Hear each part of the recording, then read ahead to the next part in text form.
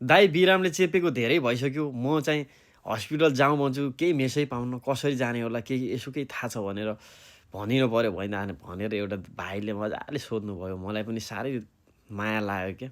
यसो नयाँ भइन्छ, कहाँ जाने, के गर्ने हुन्छ क्या यहाँका हस्पिटलहरूमा। झन्झटिला पनि अलि झन्झटिलै हुन्छ क्या सुरुमा। सुरुमा यदि तपाईँहरू बिरामी भइहाल्नु भयो भने सबैभन्दा पहिला आफ्नो नजिकै रहेको क्लिनिकमा जानुहोला। क्लिनिकमा लगभग सबै कुराहरूको उपचार हुन्छ यहाँ। सबै सिस्टम हस्पिटलमा हुने जत्तिकै सुविधाहरू हुन्छ यहाँ। यदि क्लिनिकको मान्छेले चाहिँ क्लिनिकको डक्टरहरूले गर्न नसक्यो भने बल्ल तपाईँलाई ठुलो रोगले एकदमै ठुलो रोग हो भने उपचारै गर्न नसकिने स्थितिको हो भने ठुला हस्पिटलहरूमा रिफर गर्छ।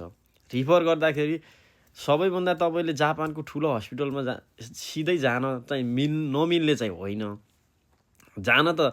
जान मिल्छ तर एक्स्ट्रा 6-7 हजारदेखि 1 मानसम्म एक्स्ट्रा खर्च लाग्छ सिधै ठुलो हस्पिटलमा जाँदाखेरि।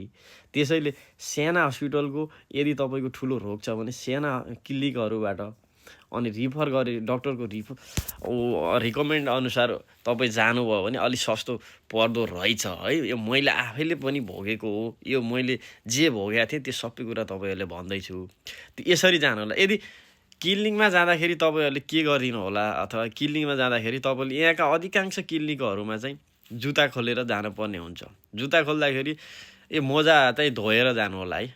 मोजा धोएर जानु होला, किनभने गनाउँछ। हस्पिटलमा गइसकेपछि त्यहाँको जुत्ता खोल्नु, त्यही हस्पिटलमा के अरे क्लिनिकमा भएको जुत्ता लाउनु पर्ने हुन्छ। मोजा हात खोल्ने थियो, हात त गनाउँछ। सकिन्छ भने नयाँ मोजा के अरे धोइएको चटक्क परेको हस्पिटल जाँदाखेरि लगाइदिनु होला, किनभने वरिपरि बसेको मान्छेलाई पनि गन्ध आउँछ। अब हस्पिटल जस्तो संवेदनशील कुराहरूमा मास्क चाहिँ लगाइदिनु होला।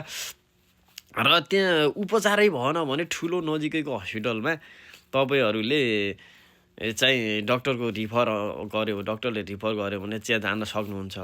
र एउटा कुरा के हो भने चाहिँ इमर्जेन्सीमा जान पर्यो भने राति बिरामी भइहाल्यो अथवा बिचै मध्यरातिमा अथवा बिदाको दिन यस्तो बेला इमर्जेन्सी बिरामी भयो, खप्न नसक्ने गाह्रो भयो भनेपछि के गर्नु होला भनेपछि इमर्जेन्सी भनेर तपाईँको आफ्नो प्राइभेट गाडी र ट्याक्सी चाहिँ जानेर पनि नपरेको गर्नु होला। किनभने यिनीहरू जापानमा प्राइभेट र गाडी र ट्याक्सीमा इमर्जेन्सी केस भनेर गयो भने बिहान उजेलै हुन्छ क्या, त्यो पालै पाइँदैन।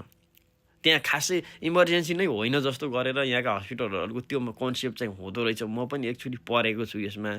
तर इमर्जेन्सी भइसक्यो भनेपछि तपाईँले अनिवार्य रूपमा एम्बुलेन्सलाई फोन गर्नु होला। एम्बुलेन्स तपाईँको एड्रेस तपाईँले आफूले कन्ठ गर्नु होला। आफ्नो घरको एड्रेस, रुम नम्बर सहित सबै भर्नुपर्ने हुन्छ। के भएको अलिअलि सामान्य कुरा भनिदिए पुग्छ।